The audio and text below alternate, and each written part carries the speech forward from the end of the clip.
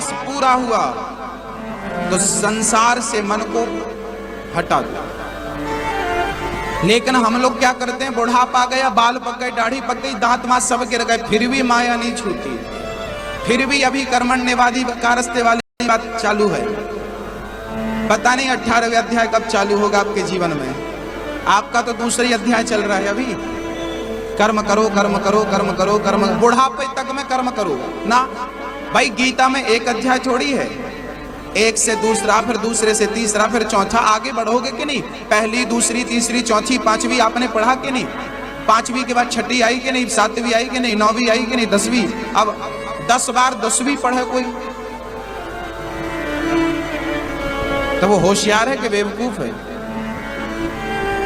हम लोग दूसरे अध्याय से तीसरे अध्याय में जाती नहीं। शरीर जीवन का 1/3 समय बीत गया, 70 साल बीत गए, 75 साल बीत गए, 80 साल बीत गए, फिर भी माया में लिपटे हैं हम। अब तो छोड़ दो। अब नहीं छोड़ोगे तो कब छोड़ोगे? थोड़े दिन बाद तो छूट ही जाएगी।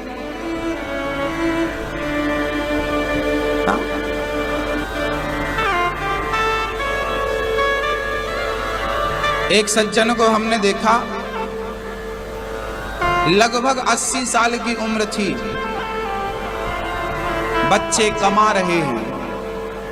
मैं आपसे एक प्रश्न करना चाहूंगा, आप मेरा प्रश्न का उत्तर दीजिएगा।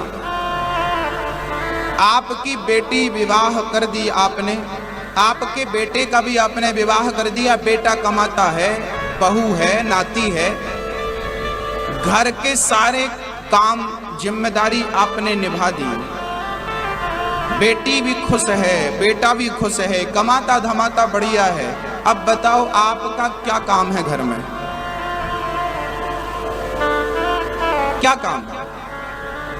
जबरदस्ती टांग अड़ानी बच्चों के काम में।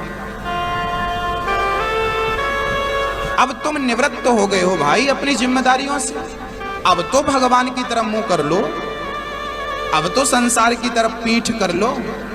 अभी बुढ़ापा आ गया, फिर भी मेहंदी पोत पोत के सब काला किया, फिर भजन नहीं करेंगे।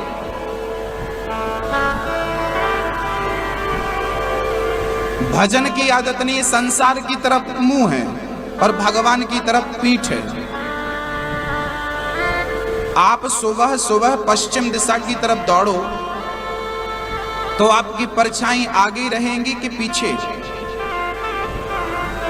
आपकी परछाई आपके जस्ट आगे होंगी। यदि आप पश्चिम दिशा की तरफ सुबह सुबह दौड़ेंगे, चलेंगे, तो आपकी परछाई आगे, जितना पकड़ना चाहेंगे परछाई को, परछाई उतनी भागेगी। क्यों भाग रही है? क्योंकि आपने सूर्य भगवान की तरफ क्या कर रखा है? क्या कर रखा है? पीठ कर रखी है, पीठ। अब आप एक काम करो कि सूर्य भगवान की तरफ मुंह कर लो और सूर्य भगवान की तरफ भागो। भगवान की तरफ भागोगे तो परछाई आपके पीछे लग जाएगी। ये परछाई क्या है? ये माया, ये पैसा, ये दौलत, ये पद, ये प्रतिष्ठा, ये तुम्हारी परछाई है। तुम इसके पीछे भागोगे ना तो ये आगे आगे भागेगी, और इन सबको छोड़कर भगवान की तरफ भागोगे, ये सब तुम्हारे पीछे लग जाएगी। एक बार छोड़कर भगवान की तरफ दौड़ो तो पद, प्रतिष्ठा, पैसा बहुत बड़ी चीज नहीं है, बहुत बड़ी चीज नहीं है ये। भगवान क्या नहीं दे सकते बताओ? एक बार आप उनके बनकर तो देखो। एक बार भगवान कह रहे हैं, भगवान कह रहे हैं गीता में, मैं नहीं कहता, भगवान कहते हैं एक बार तू मेरी शरण में तो आ, एक बार कहकर तो देख कन्हैया, एक तू ही मेरा है, बाकी कुछ नहीं। मीराबाई ने क्या कहा? मीराबाई ने एक गुरु मंत्र दिया है हम सभी को।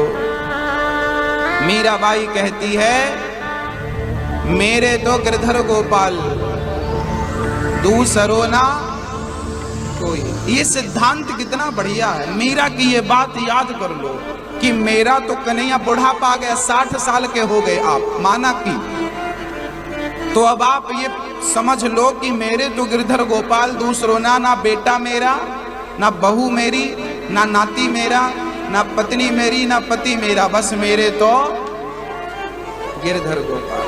कहते हैं गुरुजी मन नहीं लगता, पूजा में बैठते हैं मन नहीं लगता, मन नहीं लगता। मन ना लगने का कारण क्या है? कारण यही है कि आपने ऑलरेडी अपने मस्तिष्क में, अपने दिमाग में बहुत कुछ भर रखा है। 1000 रिश्ते नाते आपने बना रखे। आपको किसी की शादी का कार्ड ना मिले तो आप गुस्सा हो जाते हैं। आप जबरदस्ती दुनिया वालों से जुड़ना चाहते हैं। आपके अंदर उत्सुकता होती है जुड़ने की। क्या यही उत्सुकता भगवान से जुड़ने की हुई?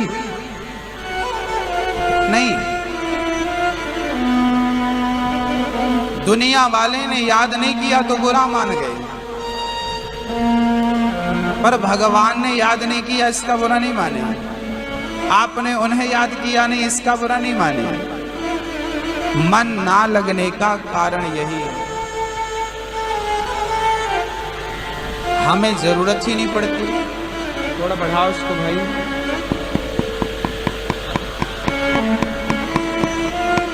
राधे राधे।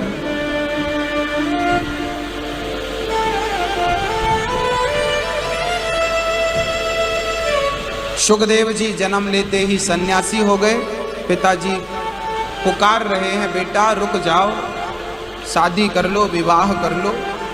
सुखदेव जी बोले हम चक्कर में फंस जाएंगे तो निकल नहीं पाएंगे। ये चक्रव्यूह ऐसा है कि यहाँ कोई आ जाए वापस निकल नहीं पाता। अभिमन्यु है हम लोग। अभिमन्यु चक्रव्यूह में जाना तो जानते थे, वापस आना नहीं जानते।